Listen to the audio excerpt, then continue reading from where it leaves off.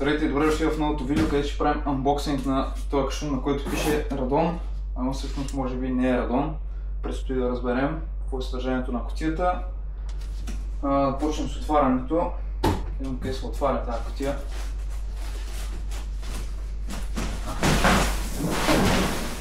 Така. Вече отворихме самата кутия. Това има вътре, а именно Cube 177 Race. Като сега ще видим малко по-близки кадри на него. Да, преди да започнем с самото ревю, искам да кажа, че колелото дойде за около 25 дни от Германия. Поръчано е чисто ново.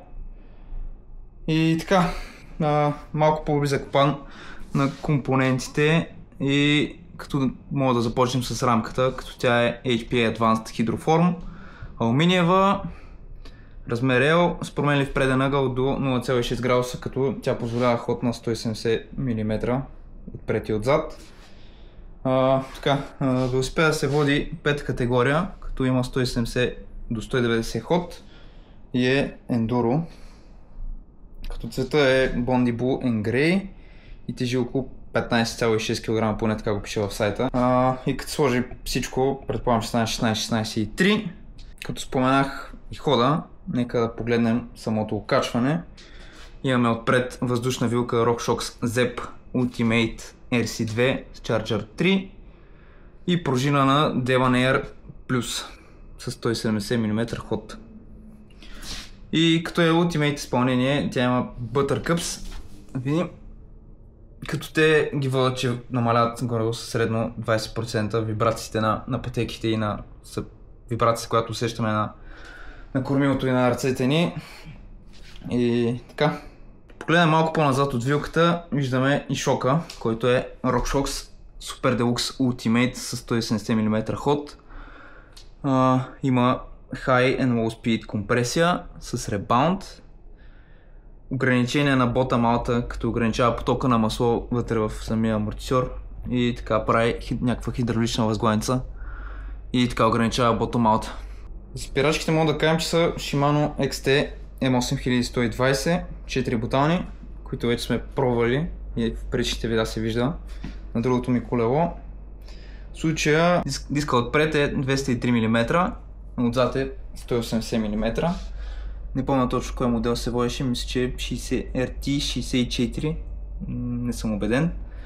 Като имат органични накладки в момента и предстои да бъдат сменени на другото ми колело, където там е XTR Saint дискове на 203 мм с метални накладки, като мисля, че ще спират по-добре от органичните, но ще видим. Като да преминем към скоростна система и задвижване, имаме шифтъри на Shimano XT SL M8100. Курбела е на Raceface турбин с 30 зъба отпред, като имаме и chain guide на MRP XXG и веригата е на Shimano M6100, не е нищо особено, ама гледам, че на всичките колела ги слагат. Касетата отзад е на Shimano XT CS M8100 1051, 1/12 скоростната система. Трейлора ни е Shimano XT RD M8100 Shadow Plus. Кокпита на самия велосипед, поред мен изглежда супер яко. Хедсета на една Acros с лапа Raceface турбин R35 и кормил на Raceface турбин R35 също, само че е 800 мм. Като може би за първ път ще карам такъв байк с толкова голямо кормило, защото електричката ми е с 760 мм. Самите грипове са на SDG Trice и ми изглеждат много тънки, като може би ще бъдат разменени на другия байк, а там имам AC Disrupt Soft Compound и не са доста по-удобни, те са доста тънки.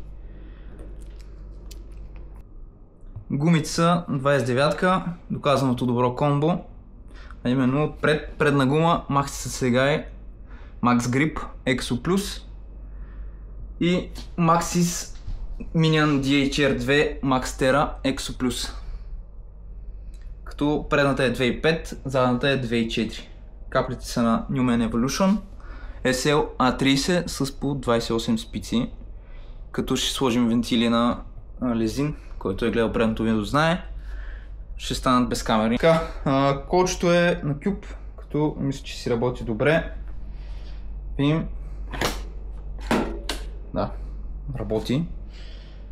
Седалката е SDG Bel Air V3, като за момента ми е удобна, ама ще видим дали ще се сменя с на другия байк, защото най-удобната буквално, която съм карал.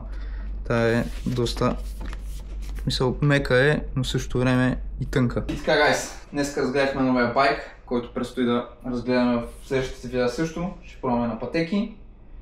За следващите видеа предстоят слагане на фолио, слагане на педали, направяне на безкамерни гуми, да видим къде ще поставим Гармина.